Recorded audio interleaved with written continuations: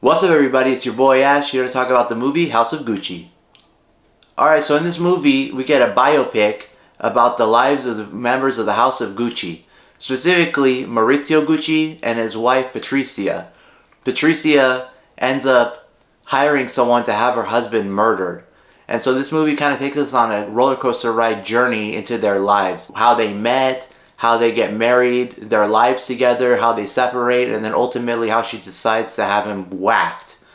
And this movie isn't the greatest movie in the world, but it's a decent movie. It's kind of interesting, guys. They all use Italian accents, and at times it can kind of sound like Super Mario Brothers a little bit, but it has a little bit of a charm to it at the same time.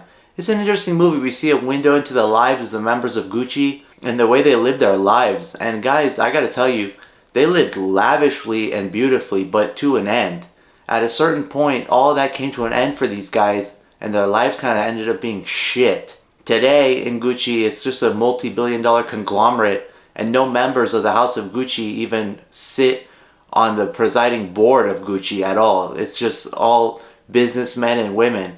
And so it's kind of crazy how a company started by Gucci kind of falls apart, and it's no longer owned by anyone from the Gucci family.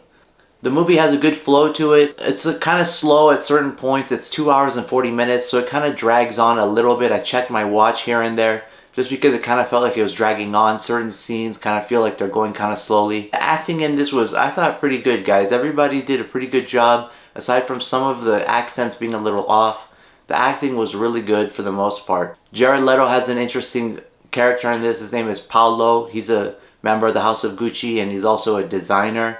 But he's kind of a fuck up at the same time. He's a total screw up. He uses this accent that sounds a lot like Super Mario Brothers. He sounds a lot like Mario in this. But like I said before, he still has a certain charm to him. I like the way Jared Leto played the character.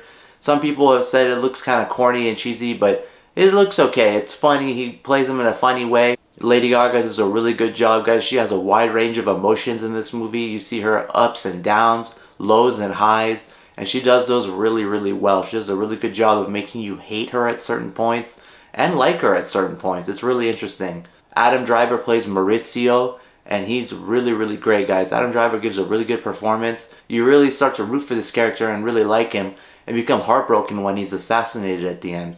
It's just a sad story, guys. This Gucci story is a really, really sad story. It's kind of heartbreaking when you take a look into it.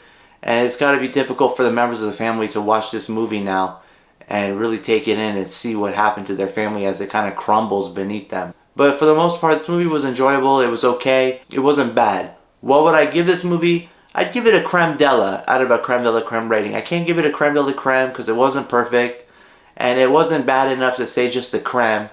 But a creme de la, it was a good movie. It was decent. I was entertained. I did check my watch a few times. It was kind of slow.